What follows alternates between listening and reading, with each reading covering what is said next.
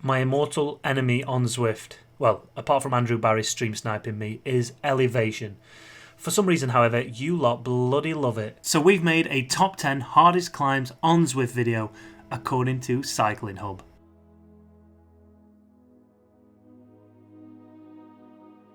Let's get straight into it. In at number 10 is Libby Hill. 600 metres at 6% average. It has a long and steady drag before the cobbles start, and then all of a sudden the road flies up into the sky and you're at a max gradient of 10%. It's crazy. What makes it so hard though is that it's the start of 3 successive climbs, and if you're not feeling strong on this climb, you are definitely going to get dropped on 32nd Street. You got to dig deep, you got to push hard, and just like the poison dart frog here, use a concept bike and a towel around your neck. And lots of watts as well.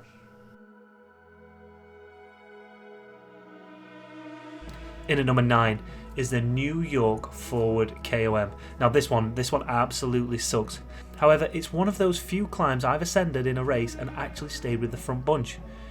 Turns out my trainer difficulty was set all the way down to 0, but we'll not get into that. It's 1.4k at 6%. It's not one of those climbs you can just smash up like Libby Hill or 32nd Street. Go too hard, too soon, and you are gonna blow your load. Take it nice and steady, stay progressive, and always save a little bit of energy for the top.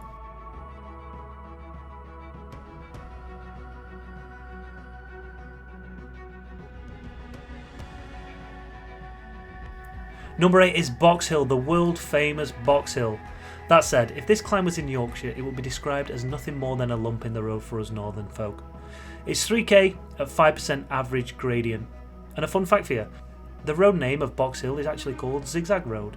And the painting in the middle that you see on the floor in the game, it's just like in real life. It looks like some sort of hipster graffiti though. I don't really understand what it is. I don't get it. In real life, the climb is used on the Ride London Sportive as well as the Surrey Classic, and the Strava KOM is currently Edmund Bradbury from Memo Pro Cycling. Number 7, Fox Hill, the originally named reverse side of the Box Hill. Yay! It takes the spot in front of its big brother Box Hill due to its steeper middle section. Another thing that makes it harder than Box Hill is the fact that it's not even real. There's a lot more kudos going up Box Hill and setting a decent time that you can tell your mates about in the cafe than there is going up Fox Hill. I mean, who the hell's heard of Fox Hill?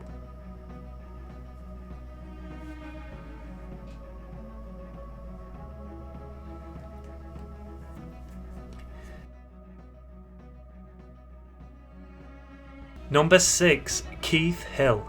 Keith Hill was added as part of the Surrey Hills extension pack alongside its real-life brother, Leaf Hill. Keith Hill, did you know, was named after famous Rochdale football coach Keith Hill after his lacklustre career. Keith Hill is 5k at 5%, and if you're racing the Keith Hill after party, this is where it all goes off and the fireworks start. If you are doing that race, save some energy. That hill is gonna hurt. Oh, by the way, it's not really named after Keith Hill, the famous Rochdale football coach. I made that up.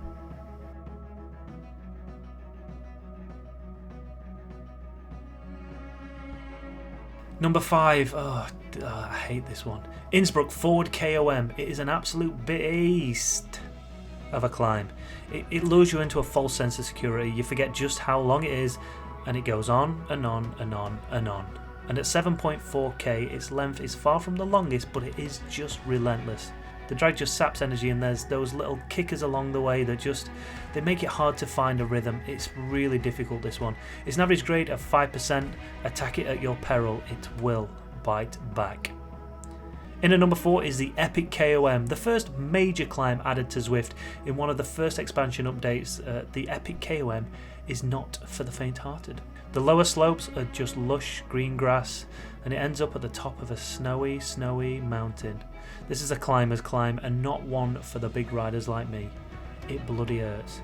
Now I've checked the Strava segment and our man Ed Laverack is 17th with a time of 17 minutes and 4 seconds. And once you're up at the top, if you are a decent climber, if it's not killed you, there's always that radio tower to take on.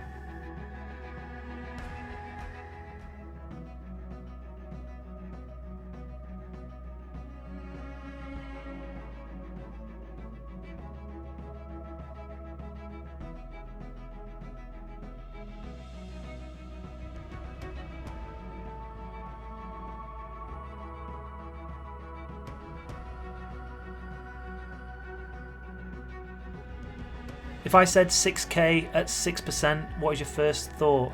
Yeah, you know it, the Reverse Epic KOM. It's just like its big brother, but it's just been squished down into 6 kilometers instead of 10, and it hurts. It hurts a lot. And those little downhill bits near the top, they don't help. If anything, they make it worse, because it lures your legs into a false sense of security that they're actually on the descent now, and then all of a sudden, bang, straight back up the hill again. I'm sure they did that on purpose. The foot of the Reverse Epic is also used to get to the jungle, which can certainly spoil a race along the jungle circuit if you're not ready for it.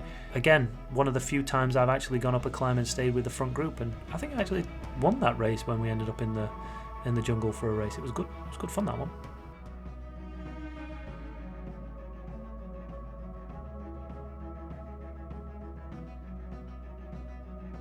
In at number 2, the Innsbruck Reverse. Now look at this graph from our resident blueberry lover here, Ash Beach. One thing with this climb is, again, you can't go too hard too soon and waste all that energy on the lower slopes. You've got to save a little bit for the top where it starts to flatten out.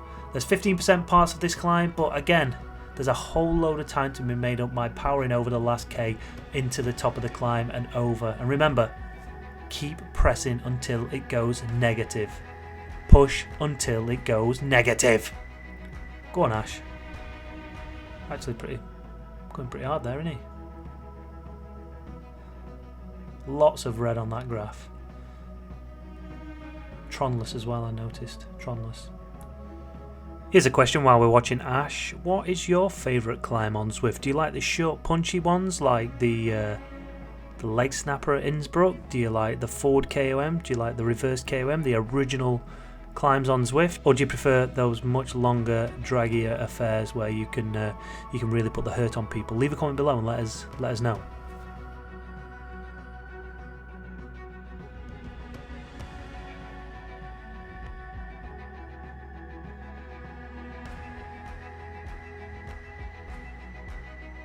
And in at number 1, taking the top spot, there can only be one.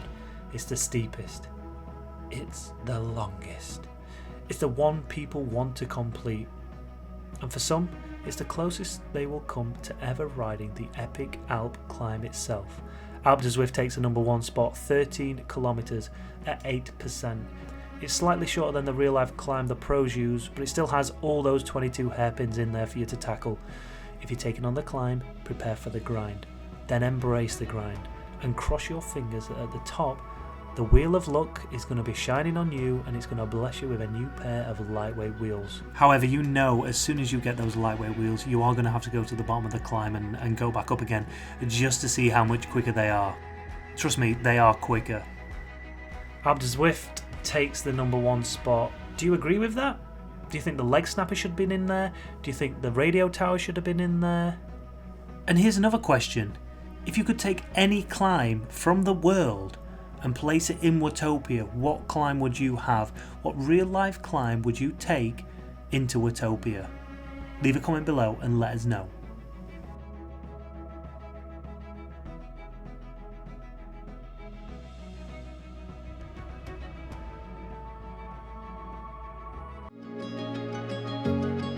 Now, if you don't agree with any of that, feel free to leave a comment below and let us know what is your number 1 favourite, or worst, I guess, climb. As ever, if you've enjoyed the video, give it a thumbs up, hit that like button, hit that subscribe button, and don't forget to check out the rest of our videos.